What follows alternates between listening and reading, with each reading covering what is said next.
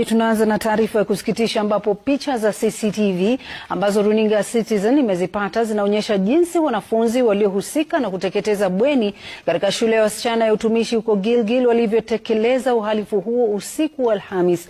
Kulingana na wapelelezi wa DCI wanaongozwa na Martin Nyuguto, washukiwa 8 wamekamatwa akiwemo mshukiwa mkuu wa kisa hicho. Mwanahabari wetu Franklin Wala anatueleza yaliyomo kwenye kanda hiyo ya CCTV katika taarifa ifuatayo.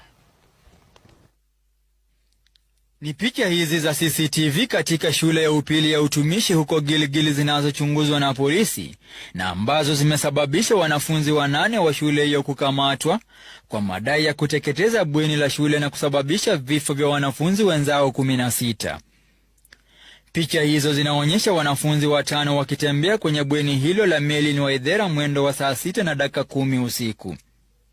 Wakati huu wenzao walikuwa wamelala wasijue kilichokuwa